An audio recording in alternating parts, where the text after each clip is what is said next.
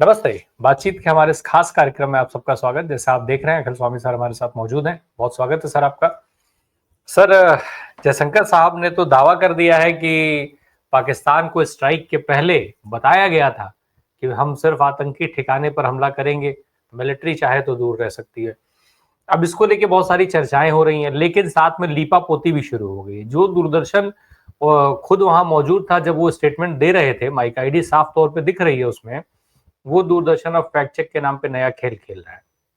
वो ये कह रहा है कि जयशंकर ने ऐसा कुछ नहीं कहा था।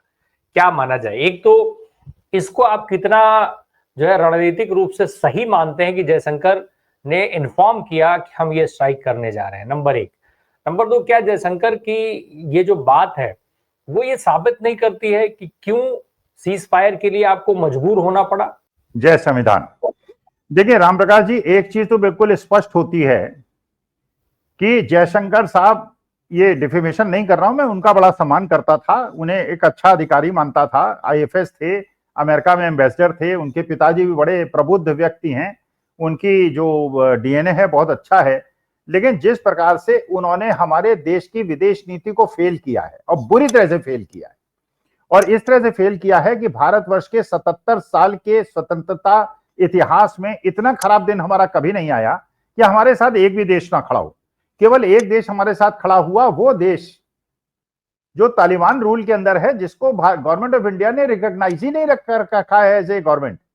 हमने उसको रिकॉग्नाइज नहीं कर रखा है। और तालिबान के बारे में तो ये जयशंकर साहब का, मैं तो समझता हूं, इतने असफल विदेश मंत्री और विदेश मंत्रालय जैसे महत्वपूर्ण विभाग को वो देखते हैं। एक तो मैं ये मानता हूं। दूसरी बात ये है कि आप खुद सोचिए, और ये मैंने और लोगों को भी सुना, राजनीतिज्ञों को भी सुना, मैंने रक्षा विशेषज्ञों को भी सुना। देखिए, मानी बात है कि इसका मतलब अगर आप ये 1 घंटे पहले भी बता देंगे कि हम टेररिस्ट कैंप पे अटैक करने वाले हैं, और वो कह रहे हैं हमने सूचित किया।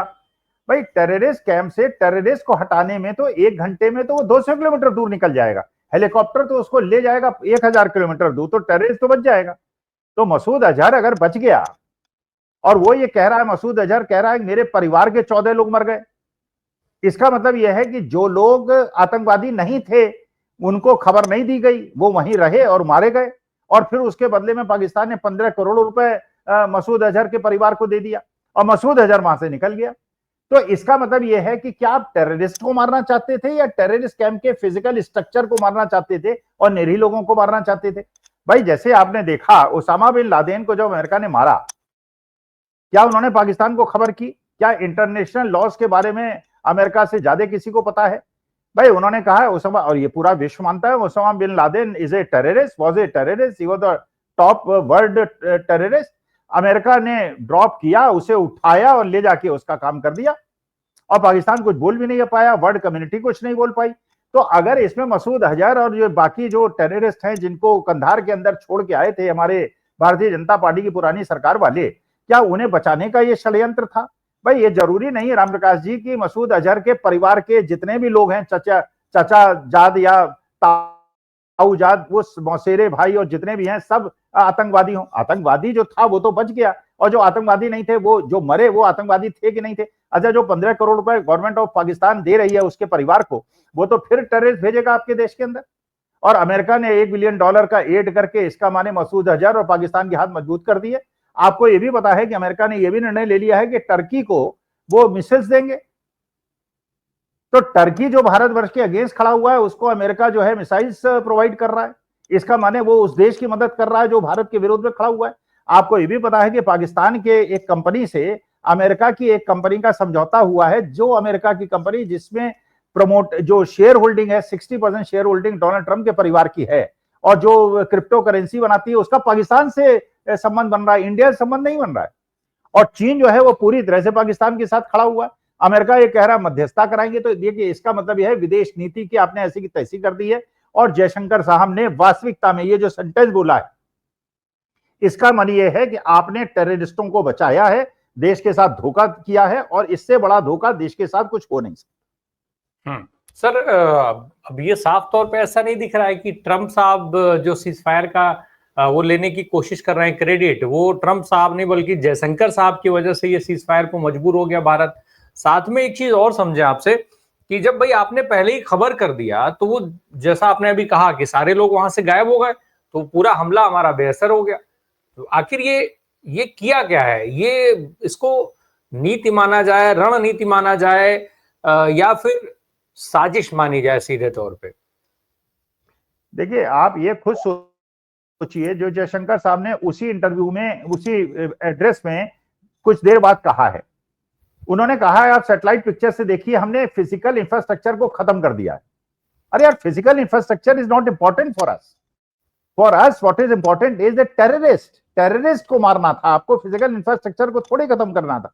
अब फिजिकल इंफ्रास्ट्रक्चर खड़े करके आप अपने नंबर लेते रहे कि साहब देखिए हमने वो अड्डा, अच्छा वहां पे जो बीबीसी बता रहा है वो बता रहा है कि वो एरिया जो हाफिज सईद और इन लोगों के कब्जे में था, उसको गवर्नमेंट ऑफ पाकिस्तान ने टेक ओवर कर लिया था, वहां एजुकेशनल ट्रस्ट चलता था। तो बिल्डिंग को गिराना, आप बिल्डिंग को गिराना चाहते थे, टेररिस्ट के परिवार वालों को मारना चाहते थे या टेररिस्ट को मारना चाहते थे? और ये तो देखिए, किसी भी आदमी को, हिंदुस्तान के 142 करोड़ लोगों को पता है कि अगर आप खबर कर देंगे कि हम टेररिस्ट को मारेंगे और आर्मी एस्टेब्लिशमेंट नहीं मारेंगे, वो टेररिस्ट को हटा लेंगे, क्योंकि पाकिस्तान का वरद हस्त है टेररिस्टों के ऊपर और वो 15 करोड़ रुपए उनको दे रहे हैं। तो इसका मतलब ये है कि ये जो पहले भी मैंने कहा और आज के तारीख में अब ये प्रतिक्रिया जो आनी शुरू होंगी जयशंकर साहब ने देश के साथ, इसका मतलब ये है कि मामला कुछ और गंभीर है। और जब प्रश्न पूछेंगे कहेंगे इसका माने हमारे आर्मी के लोग जो मारे गए हैं, हमारे जो एयरफोर्स के लोग मारे गए हैं, हमारे पायलट मारे गए हैं, 7-8 लोगों की फोटो चल रही है सोशल मीडिया के अंदर और रोज पता चल रहा है कि फलानी जगह मारे, इसका माने जो टेररिस्ट हमारे जैसे पुलवामा के अंदर 40 लोग को शहादत दिलाई थी और इस बार हमारे 6-7 लोग जो भी सैनिक मारे गए हैं या 25-30 जितने भी हैं हमारे वहां पे पुंछ और राजौरी के इलाके में जो लोग रहते थे वो मारे गए हैं, या 26 लोग जो पहलगांव के अंदर मारे गए हैं, तो आपने उनको आगाह, क्या आप सोचते हैं टेररिस्ट ने आगाह किया था कि पहलगांव के अंदर हम घटना करने वाले हैं और आप वहां से अपने निरीह लोगों को हटा लीजिए? तो अगर उन्होंने हमको इन्फॉर्म नहीं किया कि निरीह लोगों को हटा लीजिए और टेररिस्ट ने अचानक टैग करके हमारे ऐसे लोगों का जिनका कोई दोष नहीं था मार दिया, तो आपने टेररिस्टों को हटने का मौका क्यों दिया? ये कौन सा इंटरनेशनल लॉ है या इंटरनेशनल रिलेशंस है? देखिए, जयशंकर साहब की बुद्धिमत्ता पे तो मुझे उस दिन शक हो गया था राम प्रकाश जी, जिस दिन इन्होंने, जयशंकर साहब ने ये कहा था कि इस बार ट्रंप सरकार, आज तक आप हिस्ट्री निकाल के देख लीजिए, किसी देश ने इतनी बड़ी मूर्खता नहीं की है। आपने ट्रंप की कन्वेंसिंग की, बाइडेन जीत गया, बाइडेन की कन्वेंसिंग की, ट्रंप जीत गया, मतलब बाइडेन से मिले, ट्रंप से नहीं मिले तो ट्रंप जीत गया, बाइडेन ने भी आपसे बदला लिया, ट्रंप ने भी आपसे बदला दिया, ये शंकर साहब आपके विदेश मंत्री हैं। अब ये इसका मतलब ये है कि ये इतने, जिनको मैं समझता था बड़े बुद्धिमान व्यक्ति हैं, लेकिन ऐसे व्यक्ति पे अगर भरोसा करेंगे तो ये देश का बंटाधार कर देंगे।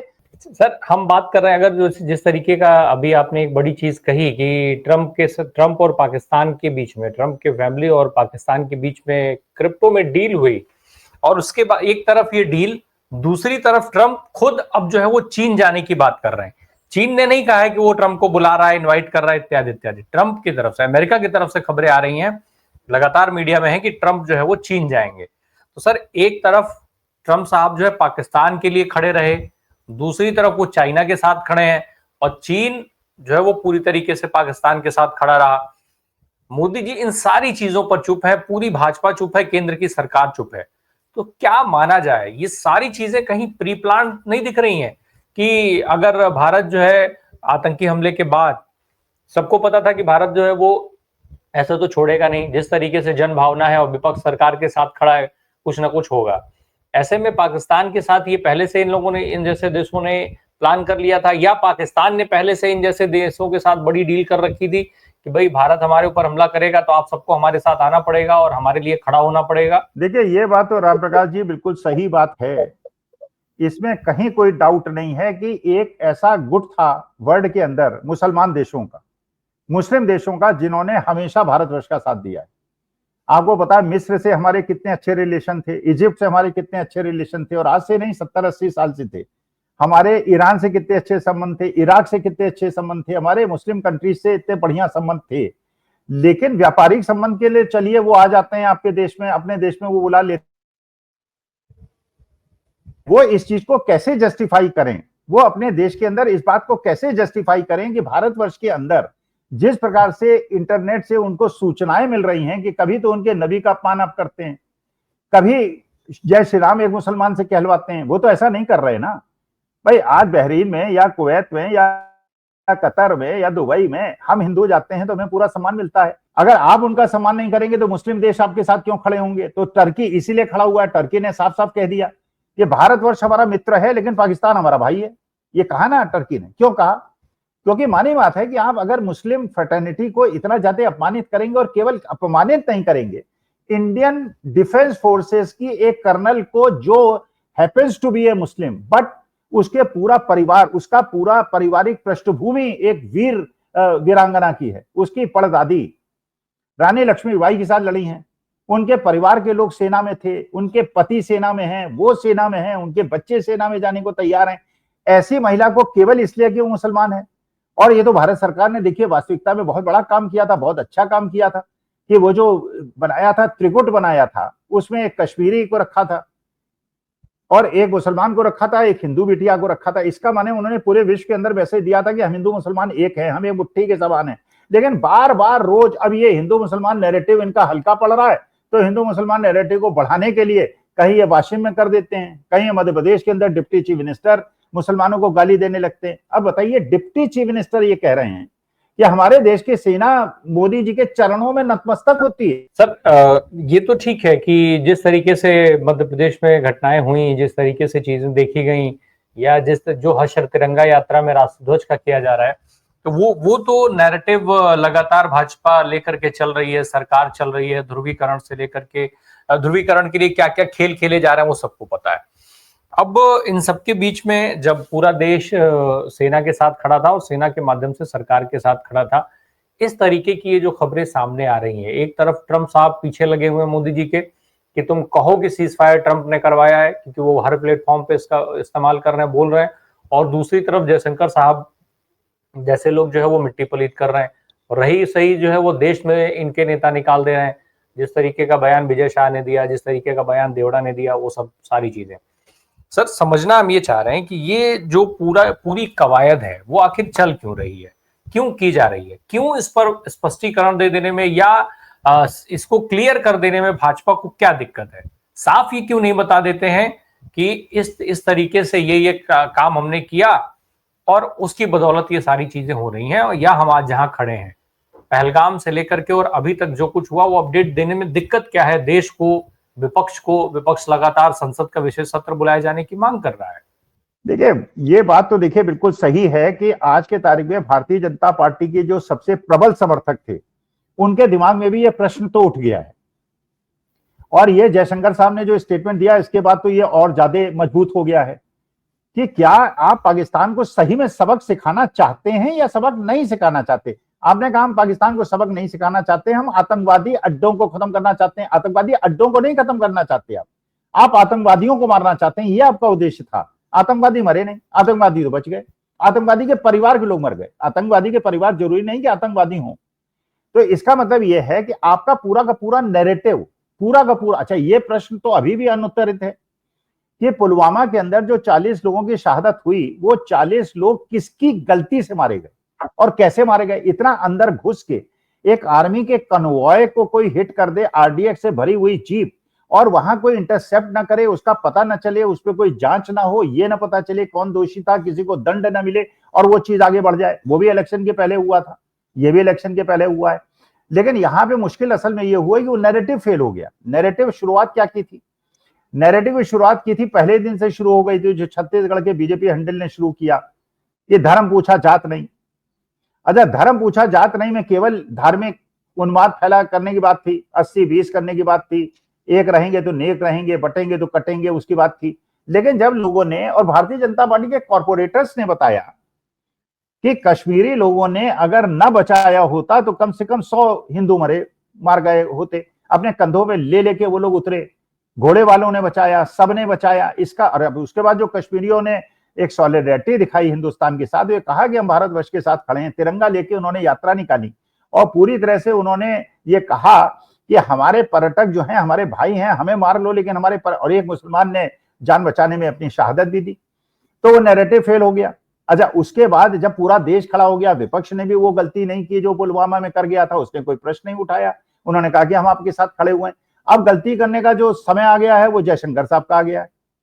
अच्छा, डोनाल्ड ट्रंप, अब आप सोचिए, अब भाई यार देश की बड़ी बड़ी शक्तियां कौन है? अमेरिका है, रूस है और चीन है। पहली बार ऐसा हुआ है 75 साल में, 77 साल में, कि रूस ने हमारे साथ खड़े होने से इनकार कर दिया है। पहली बार रूस ने आईएमएफ का जो लोन सैंक्शन हो रहा था उसमें इसकी रूस की भी बड़ी ताकत है, लेकिन रूस ने वॉकआउट नहीं किया, उसने भी पाकिस्तान के पक्ष में वोट दिया। अमेरिका तो था ही, जिसके 16-17% वोट थे, उसने दिया। चीन ने भी दिया, सबने दिया, यूरोप ने दिया, ब्रिटेन ने दिया, जर्मनी, किसी ने भारत का साथ नहीं दिया। तो जब चीन आपके साथ नहीं है और चीन आपके साथ युद्ध के लिए तैयार बैठा हुआ, अरुणाचल में नाम बदल रहा है, और रूस ने बिल्कुल शांति अडॉप्ट, रूस ने क्यों शांति अडॉप्ट की होगी आप खुद सोचिए, जरा जेन्युइनली सोचिएगा। जब पहले अमेरिका ने सैंक्शन लगाया था कि रूस से कोई तेल नहीं खरीदेगा, भारतवर्ष खरीद रहा था। भारतवर्ष क्योंकि रूस से तेल खरीद रहा था इसलिए उसकी इकोनॉमी बची हुई थी। भारत क्या करता था? रूस से सस्ता तेल लेता था, रिफाइन करता था, यूरोप और अमेरिका को बेचता था। इस बार अमेरिका ने डोनाल्ड ट्रंप आने के बाद कह दिया कि नहीं, भारत रूस से तेल नहीं खरीदेगा, और मान गया है भारतवर्ष। अब रूस क्यों साथ देगा आपका? जब उसकी इकोनॉमिक डेवलपमेंट पे और उस पे आप भी अमेरिका लॉबी के साथ खड़े हो गए हैं, तो आपके साथ रूस क्यों खड़ा होगा? अमेरिका ने ये बिल्कुल ठान ली है कि उसको चीन से दोस्ती करनी है। तो हम बहुत दिन से कह रहे हैं, राहुल गांधी बहुत दिन से कह रहे हैं, राहुल गांधी का संसद वाला भाषण निकालिए जब वो कह रहे हैं चीन से सावधान रहिए। और चीन, रूस और अमेरिका का एक त्रिकुट बन रहा है, और ये हमारे जैसे देशों को ये लोग लूट खाएंगे। वो कहेंगे ठीक है, इस सब कॉन्टिनेंट में चीन लूटे, उस सब कॉन्टिनेंट में रूस लूटे, और उस पूरे बाकी जो अरब कंट्रीज हैं उसको अमेरिका लूटे। और अमेरिका ने वहां $1.1 ट्रिलियन का ट्रेड डील भी कर लिया, सऊदी अरेबिया में जाके, बहरीन में जाके, कुवैत में जाके, कतर में जाके। तो वो तो अपने अरब कंट्री से दोस्ती बढ़ा रहा है। वो अरब कंट्री जो हमेशा आपके साथ खड़े रहे, आज के तारीख में आपका साथ छोड़ दिया क्योंकि आप हिंदू मुसलमान बहुत ज्यादा करते हैं। आपका पॉलिटिकल नैरेटिव ही केवल हिंदू मुसलमान है। हिंदू मुसलमान नैरेटिव के अलावा आपका कोई नैरेटिव ही नहीं है। और उस हिंदू मुसलमान नैरेटिव को देवड़ा साहब जो डिप्टी चीफ मिनिस्टर हैं वो जागृत करने का प्रयास कर रहे हैं, और आपके विजय शाह साहब जागृत करने का प्रयास कर रहे हैं। रोज वो कोई ना कोई ऐसा स्टेटमेंट दे रहे हैं जिससे हिंदू मुसलमान डिवाइड। अब बताइए राम प्रकाश जी, आप शांति से सोचिए, अब हिंदू मुसलमान नैरेटिव कैसे पैदा हो जाएगा, और इतनी जल्दी कैसे पैदा हो जाएगा? बिहार के अंदर उसका इफेक्ट कैसे दिखाई पड़ेगा? भाई आज तो प्रश्न तो हिंदू पूछ रहा है। भाई हिंदू ये पूछ रहा है कि जब परेशानी का समय था तो मुसलमानों ने जब हमारा साथ दिया, तो जब वो परेशानी टल गई और आपने आतंकवादियों को नहीं मारा, आतंकवादी कैंपों के फिजिकल इंफ्रास्ट्रक्चर को खत्म कर दिया, जो जयशंकर साहब कहते हैं, सैटेलाइट पिक्चर देख लीजिए, हमने उनके भवन तोड़ दिया। अरे भवन थोड़े तोड़ने थे आपको आतंकवादी मारने थे, आतंकवादी मरे नहीं। आतंकवादी को आपने पहले बता दिया, ये रस को उद्घाटन आपने कर दिया। इसका मतलब ये है आप आतंकवादियों को नहीं मारना चाह रहे थे, एक नौटंकी करना चाह रहे थे, लेकिन इस नौटंकी आपको इसलिए महंगी पड़ गई कि अरुणाचल में चीन ने नाम बदल दिए, अमेरिका उनके साथ जाके खड़ा हो गया। सर एक और, जब आपने कुवैत और इसका जिक्र कर दिया, इस गल्फ दौरे का ट्रंप साहब के, अंबानी साहब वहां क्या करने गए थे? अंबानी साहब और ट्रंप साहब के बीच में क्या कोई बड़ी डील हुई? और अगर अंबानी साहब ट्रंप के करीब पहुंच जाएंगे तो अडानी साहब की मुश्किलें नहीं बढ़ जाएंगी? क्योंकि अडानी जी के चक्कर में बहुत नुकसान कराया है भारत सरकार ने भी अंबानी जी का। जो अधिकार अंबानी को मिलना चाहिए था वो आज अडानी साहब को मिलते चले जा रहे हैं, एक के बाद एक लगातार। देखिए ये बात, मेरा जो ये बड़ा प्रबल विचार है, और मैं हमेशा से ये सोच रहा हूं और मान रहा हूं इस बात को कि अच्छा, आपको पता होगा कि अंबानी जी को एक इतना बड़ा लोन मिल गया है जो आज तक अंबानी ने इंटरनेशनल लोन नहीं उठाया है। He has got the biggest international dollar loan in last 2-3 days. तो उन्होंने एक लोन उठा लिया, कम इंटरेस्ट रेट पे लोन उठा लिया। तो उन्होंने कहा कि भाई ठीक है मोदी जी, आप तो रहिए अडानी जी के साथ, और मैं अब आपके विकल्प ढूंढ रहा हूं, और मैंने डोनाल्ड ट्रंप से सीधे संबंध बना लिया है। देखिए मोटे मोटे तौर पर अडानी जी चीन के साथ हैं। आप जानते हैं चीन की कंपनी और चीन के प्रोमोटर्स के साथ उनकी कंपनी में कितना ज्यादा कोलैबोरेशन है, और ऑल्टरनेटिव में अंबानी जी जो हैं वो वेस्टर्न लॉबी के साथ हो गए हैं। और इससे मुझे ये भी इंडिकेशन मिल रहा है, मैं गलत हो सकता हूं, I am not saying what I am saying is correct, America के रुख से ये साफ पता चल रहा है जिस प्रकार से वो भारतवर्ष की बाह मरोड़ रहा है और बार बार एम्बेरस कर रहा है मोदी जी को। और अपने स्वेरिंग इन सेरेमनी में भी उन्होंने मोदी जी को नहीं बुलाया, पन्नू तक को बुला लिया, अंबानी तक को बुला लिया, और मोदी जी को नहीं बुलाया। मुझे ऐसा लगता है अडानी जी बहुत बड़े खतरे में हैं। जो मोदी जी झुकते चले जा रहे हैं कि अडानी जी पे कुछ मत करना, जो कहोगे हम कर देंगे, हम कुछ नहीं बोलेंगे। और मेरे ख्याल से अब अडानी जी को छोड़ने वाला नहीं है अमेरिका, और इसके लिए पूरे भारतवर्ष के लोगों को भी तैयार हो जाना चाहिए, क्योंकि चीन से हमारा आयात बहुत ज्यादा बढ़ चुका है और एक बहुत बड़ा अवसर हमने खो दिया है। आप बताइए राम प्रकाश जी, टिम कुक से जो कहा ट्रम्प साहब ने कि आप भारत में इन्वेस्ट मत कीजिए और अमेरिका में इन्वेस्ट कीजिए, ये केवल टिम कुक से नहीं कहा, ये केवल एप्पल से नहीं कहा, ये पूरी इंटरनेशनल फ्रेटर्निटी जो इन्वेस्टर है और बड़े बड़े लोग हैं जो इंडस्ट्री कहां लगाएं इसका निर्णय लेते हैं, उन्हें इनडायरेक्ट मैसेज दिया कि भारतवर्ष के अंदर इन्वेस्टमेंट मत करो। और अब भारतवर्ष अगर ये पता चल गया कि भारत और पाकिस्तान के बीच में युद्ध की स्थिति, अब जयशंकर साहब कह रहे हैं कि we have not stopped war, it is continuing, अभी ऑपरेशन सिंदूर चल रहा है। अरे भैया, अगर ऑपरेशन सिंदूर चल रहा है तो विश्व का जो इन्वेस्टर जगत है वो आपके देश में आके इन्वेस्टमेंट क्यों करे? युद्ध जहां होने वाला है और जहां आप कह रहे हैं कि न्यूक्लियर लीकेज हो गया है, ऐसे देश में जो न्यूक्लियर पावर्स है और आपस में लड़ने को तैयार बैठी है, वो इन्वेस्टमेंट क्यों करें? वो वियतनाम में जाके ना करें, वो ताइवान में जाके ना करें, वो साउथ कोरिया में जाके ना करें, आप क्या क्यों करें? तो अमेरिका जो बार बार मैसेज दे रहा है, और अंबानी साहब जिस प्रकार से डोनाल्ड ट्रंप से, अब क्योंकि आप जानते हैं अंबानी साहब को भी पता है कि मोदी जी भी चाहे तो उन पे हाथ नहीं रख सकते, उन पे कोई एक्शन नहीं ले सकते, क्योंकि वो ट्रंप साहब से उनकी नजदीकी बन गई है, उनके स्वेरिंग इन में भी गए हुए हैं और उनके इस कार्यक्रम में भी वो चले गए हैं कतर के अंदर। तो और वहां जाके बकायदा डोनाल्ड ट्रंप ने उनसे शेक हैंड किया और उनसे बड़े प्यार से बात की है, और स्टेट डिनर के मौजूद रहे जहां मोदी जी मौजूद नहीं थे, वहां अंबानी जी मौजूद थे। तो इससे मुझे लगता है कि भारतवर्ष को, जो राहुल गांधी ने पहले भी चेता दिया था, इन लोगों ने, क्योंकि देखिए बड़े घाघ लोग हैं, ये झप्पी अप्पी लगने से किसी को अपना दोस्त दुश्मन नहीं मानते हैं कि आपने हाथ चूमा, उनके यहाँ अर्थक्वेक आया तो आपने मदद कर दी, वो नहीं करते, वो इंटरेस्ट देखते हैं अपना। लेकिन आपने मुस्लिम देश, जो देश वर्ल्ड की सबसे बड़ी पॉपुलेशन है और सबसे ज्यादा पैसा जिनके पास है, उनको आपने इसलिए आहत कर दिया कि आपके राजनीतिक हित और उनके राजनीतिक हित क्लैश करते हैं। भाई, मुस्लिम कंट्रीज को अपने भी सिटीजन्स को ये आश्वासन तो देना पड़ेगा ना कि हम उस देश के साथ खड़े जो मुसलमानों से अत्याचार नहीं करता।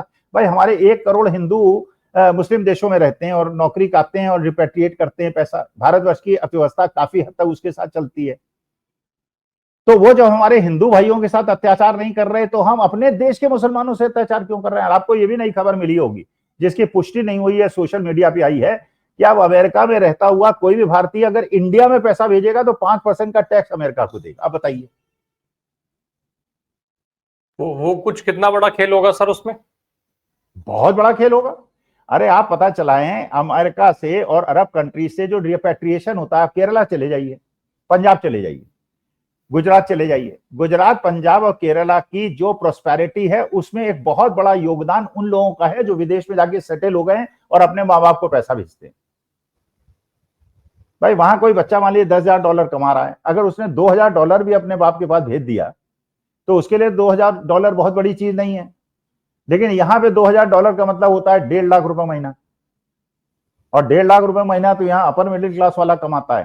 केरला के अंदर जाइए, बड़ी बड़ी कोठियां पूछे किसकी हैं, सब कहेंगे कि साहब एनआरआईज की हैं। तो एनआरआई जो रिपेट्रिएशन करती है, it runs in billions of dollars. उन बिलियन ऑफ डॉलर्स का 5% means a lot of money, जो भारतवर्ष को नहीं मिलेगा। और वहां का जो अमेरिकन सिटीजन है, जो एनआरआई है, वो भारतवर्ष पेटे में चूकेगा, हिचकेगा कि यार 5% कट जाएगा तो मुझे देने से फायदा क्या, जो जाऊंगा तो $1,500 अपने पिताजी को दे दूंगा। तो जो ये बैंकों को और सारे उनको इनकम होती है रिपेट्रिएशन में, वो भी इनकम खत्म हो जाएगी। ये बहुत खतरनाक संकेत है, और सब राष्ट्रभक्तों को इस समय आंख खोल के चीजों को ध्यान से सुनना चाहिए। बहुत ज्यादा भक्ति में पड़कर देश का नुकसान न करें, भारतीय जनता पार्टी का समर्थन करें, लेकिन देश का नुकसान न करें। चलिए, अंबानी और अडानी जी के इस खेल में, मोदी जी के चक्कर में जो है अडानी जी मुश्किल में पड़ते दिख रहे हैं। अब जब अंबानी जी ने सीधे ट्रंप से हाथ मिला लिया है तो निश्चित तौर पर अडानी जी के जेल जाने के चांसेस बढ़ गए हैं, क्योंकि ये व्यापार राइवलरी जो है वो कहां तक, बिजनेस का ये जो द्वंद्व है वो कहां तक लेके जाता है, देखने वाली बात होगी। बहुत बहुत धन्यवाद अखिल सर, हमको इन महत्वपूर्ण बातों की जो है वो जानकारी दर्शकों तक पहुंचाने के लिए। Thank you so much.